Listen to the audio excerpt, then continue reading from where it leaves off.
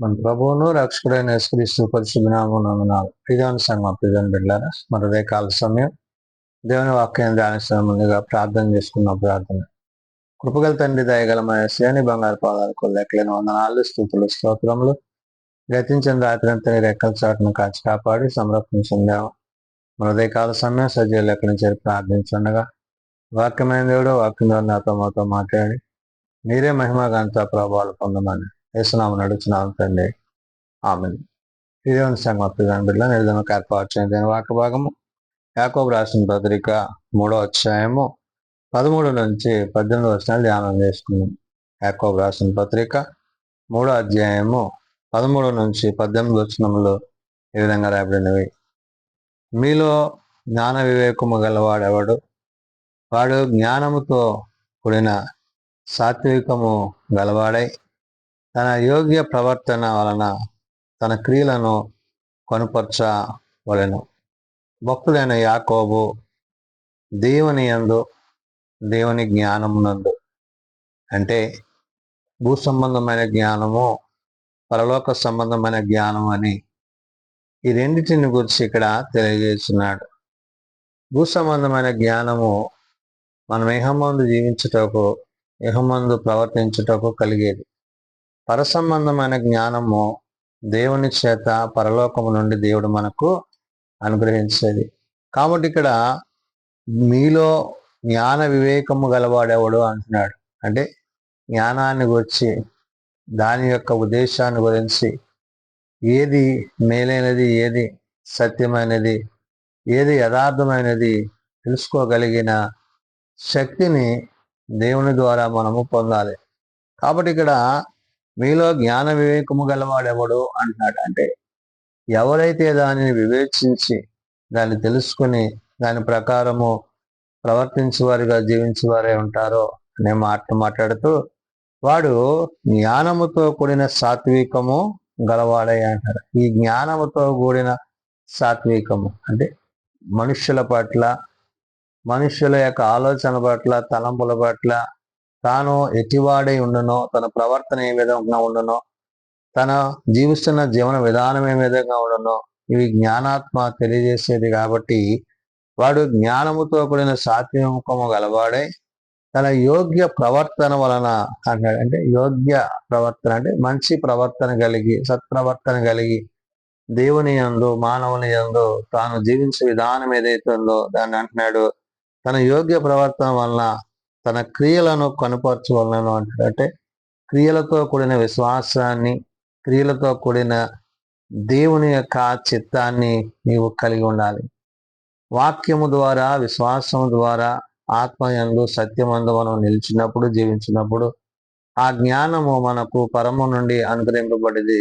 కానీ ఇహలోక సంబంధమైన జ్ఞానము మనలను, మన యొక్క స్థితిగతులను పరలోకానికి చేర్చలేదనే విషయాన్ని చెప్తుంటాడు. అయితే మీ హృదయములలో సహింపనలవి కానీ మత్సరమును వివాదమును ఉంచుకొని వారైతే అతిశయపడవద్దు, సత్యమునకు విరోధముగా అబద్ధమాడవద్దు అంటారు. అంటే మన హృదయాల్లో ఏది కలిగి ఉంటామో, ఏది నింపుకుంటామో, ఏది మన హృదయాల్లో నిండి ఉంటుందో అదే మనను మేలునకు కీడునకు నడిపించేదైనది. అంటే హృదయము వాక్యము చేత, ఆత్మ చేత, సత్యము చేత నిండినదైతే నీ ప్రవర్తన అంతటి దేవుని యొక్క ఉద్దేశాన్ని, దేవుని యొక్క ఆలోచనను కలిగి ఉంటావు. ఒకవేళ నువ్వు ఆ విధంగా కాక హృదయమును గురించి ఇక్కడ భక్తుడైన యాకోబు అంటున్నాడు, అయితే మీ హృదయములో సహింపనలవి కానీ మత్సరము వివాదము అంటాడంటే, అంటే మత్సరముతో అంటే చెడుతో, పాపముతో, వివాదం అంటే ఇతరుల పట్ల ప్రేమ లేని స్థితి ఏదైతే ఉందో దాన్ని, అంటే ఇది అల్లరితో కూడినదిగా, లోక సంబంధమైనదిగా, పాప సంబంధమైనదిగా ఉన్నదనే విషయాన్ని చెప్తున్నాడు. కాబట్టి మత్సరం విరోధాలు ఉంచుకుని వారైతే అంటాడు, అవి మీ హృదయాల్లో కనుక మీరు కలిగి ఉంటే కనుక మీరు సత్యమునకు విరోధంగా, దేవునికి విరోధంగా, మీ ప్రవర్తనకు విరోధంగా మీరు ఉంటారు. కాబట్టి ఇక్కడ మత్సరం వివాదమును కొనిన వారైతే అతిశయపడవద్దు అన్నాడు. దానివల్ల అతిశయం ఉండకూడదు.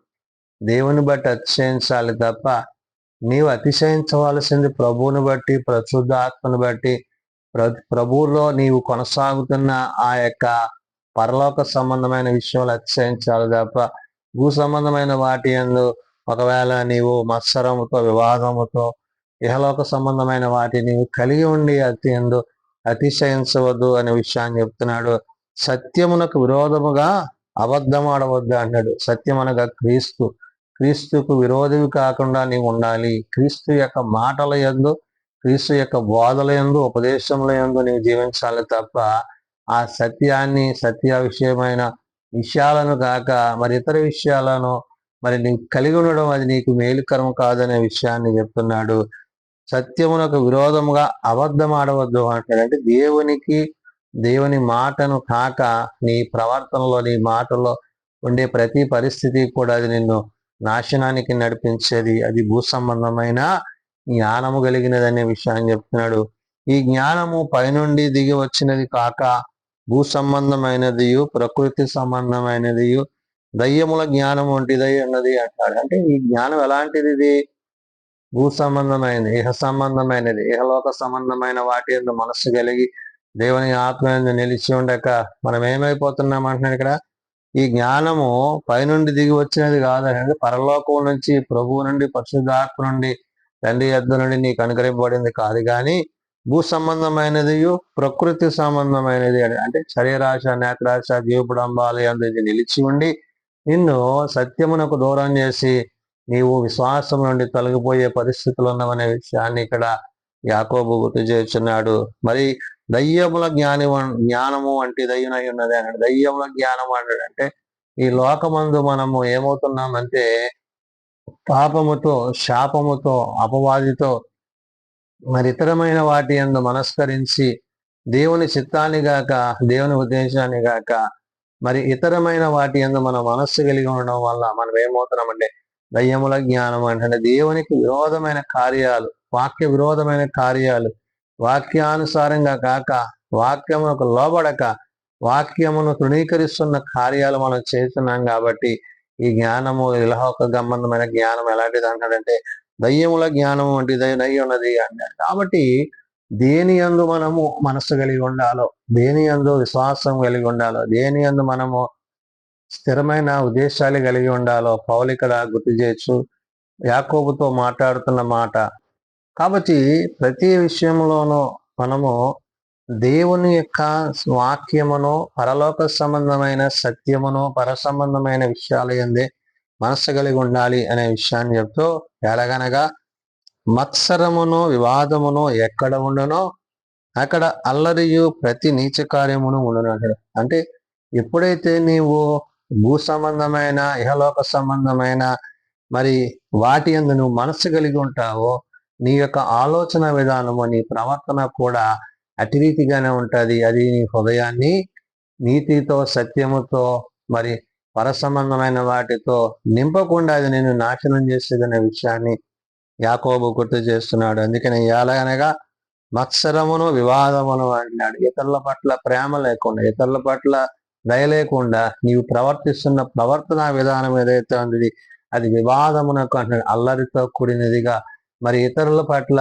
మరి నీకు సమాధానం లేనిదిగా అది చేసేదై ఉన్నది. కాబట్టి అక్కడ అల్లరియు ప్రతి నీచ కార్యమును ఉండనంటాడు. నీచ కార్యం అంటే దైవ చిత్తానుసారం కానిది, దేవునికి విరోధమైనది అక్కడ జరిగేది ఉన్నదనే విషయాన్ని చెప్తున్నాడు. అయితే పైనుండి వచ్చే జ్ఞానము మొట్టమొదట పవిత్రమైనది అంటున్నాడు. అంటే ఈ పరలోక జ్ఞానం ఎలాంటిది అంటున్నాడు? పైనుండి అంటే దేవుని చేత, దేవుని ద్వారా మనకు అనుగ్రహింపబడేది ఆత్మ సంబంధమైనది, పరలోక సంబంధమైన జ్ఞానము. ఇది ఏ విధంగా ఉంటుంది అంటాడంటే, అయితే పైనుండి వచ్చే జ్ఞానం మొట్టమొదట పవిత్రమైనది అనేది. అంటే పవిత్రమైనది, అందులో పాపం ఉండదు, అందులో మత్సరం ఉండదు, అందులో వివాదం ఉండదు. అది ప్రేమతో కూడినది. అది దేవుని యొక్క ప్రేమను, తండ్రి యొక్క ఉద్దేశాన్ని, పరిశుద్ధాత్మని యొక్క సహాయాన్ని నీకు అనుగ్రహించేదైనది. కాబట్టి తరువాత సమాధానకరమైనది అంటారు. అంటే సమాధానముతో నిన్నుంచేది. నీవు దేవునితో, నీకు ఇతరులతో నీకుండే సమాధానము అది పైనుండి కలిగేది. సమాధాన సంబంధమైన జ్ఞానము నీవు కలిగి ఉంటావు అనే విషయాన్ని యాకోబు చెప్తున్నాడు. మృదువైనది అంటున్నాడు. అంటే ఇతరుల పట్ల నీవు నీ మాటలో, నీ ప్రవర్తనలో, నీ ఆలోచనలో, నువ్వు చేయి పనులన్నిటిలో కూడా అది నేను మేలుకై చేసేదై ఉన్నదనే విషయాన్ని చెప్తున్నాడు. సులభముగా లోబడినది అంటాడు. ఇది నీకు దేవునితో ఉన్న ఆ యొక్క సంబంధాన్ని బట్టి ఏం చేస్తుందంటే ప్రేమను ప్రతిబింబింపజేసేదిగా, దాని యందు నీవు నిలిచినప్పుడు నీవు ఏదైతే మరి ఇహలోక సంబంధమైన జ్ఞానం ఉన్నదో దానిని నీవు జయించగలుగుతావు. ఈ మత్సరాన్ని, వివాదాన్ని, ప్రతి విధమైన నీచ కార్యాన్ని, విధమైన అపవిత్ర కార్యాన్ని నువ్వు విడిచిపెట్టిన వాడవై క్రీస్తు యొక్క ప్రేమలో, తండ్రి యొక్క ఉద్దేశములో నీవు ఉంటావనే విషయాన్ని తెలియజేస్తూ, కనికరముతోనూ మంచి ఫలముతోనూ నిండుకొనినది అన్నాడు. కనికరము అనగా ఇతరుల పట్ల దయగలిగి ఉంటావు, మంచితనాన్ని కలిగి ఉంటావు, సహాయం చేసేవాడుగా, సహకారం చేసేవాడుగా, ఇతరులకు అవసరతల్లో నీవు వారికి తోడ్పాటు కలిగి తోడు దీవెనలతో నీవు వారికి తోడై ఉండి నీవు దేవుని చిత్తాన్ని, పర సంబంధమైన జ్ఞానము కలిగిన వాడవై ఉంటావనే విషయాన్ని చెప్తాడు.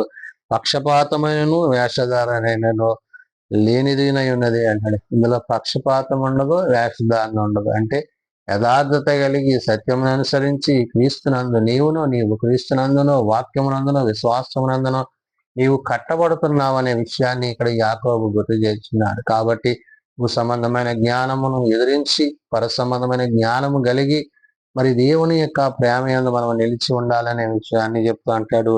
నీతి ఫలము సమాధానము చేయవారికి సమాధానమందు విత్తబడును అంటాడు. నీతి ఫలము అంటే దేవుని నీతిని, అందుకని మొదట నా నీతిని, నా రాజ్యాన్ని వెతకాలి. ఎప్పుడైతే నువ్వు నీతిని, దేవుని రాజ్యాన్ని వెతుకుతావో ఆయన నీకు సమస్త జ్ఞానములు మించిన దేవుని సమాధానం ఆయన నీకు అనుగ్రహిస్తారు. కాబట్టి సమాధాన సంబంధమైన, సత్య సంబంధమైన, వాక్య సంబంధమైన దేవుని కృపయందు మనము నిలిచి ఉంటాము. కాబట్టి దేవుడు ఏది మనకి ఇవ్వనై ఉన్నారో ఆ ఇవ్వబోతున్న వాటి కొరకు ఆనాడు యాకోబు మరి ఇశ్రాయేలీయులు చెదిరిపోయిన యొక్క 12 గోత్రాల వారిని తిరిగి రప్పించుట కొరకు ఏవైతే చెప్పాడో, నేడు సార్వత్రిక సంఘముగా పిలువబడి మరి ప్రభువుతో ఉండడానికి నేడు మనకు ఆయన ఆ విషయాలను గుర్తు చేస్తున్నాడు. కాబట్టి మనము పరలోక సంబంధమైన జ్ఞానము కలిగి దేవుని మాటలు యందు, దేవుని ఉద్దేశాలు యందు నిలిచిన వారమై క్రీస్తుతో పాటు క్రీస్తు రాజ్యములో తండ్రి సన్నిధిలో మనం జీవించే వారమై ఉండాలని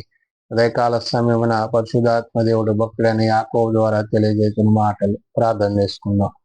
మమ్మల్ని మిక్కిలిగా ప్రేమించిన మా తండ్రి, కృప కలిగిన దేవ, అవును నాయన, పాపమునకును, శాపమునకును, అపవిత్రతకును నాయన, చీకటికి నీ చోటు యొక్క అయా లోకమునందును, లోక సంబంధమైన వాటి యందు మనస్కరించక నీ సత్యమును అనుసరించి, నీ వాక్యమును అనుసరించి, నీ జీవము కలిగిన మాటల చేత జీవించుటకు, ప్రవర్తించుటకు అయా పరలోక సంబంధమైన జ్ఞానము కలిగి అయా ప్రేమ, సంతోషము, సమాధానము, దీర్ఘశాంతము, ఆశానిగ్రహము కలిగిన వారముగా నీ యందు జీవించుటకు సహాయం దయచేయండి.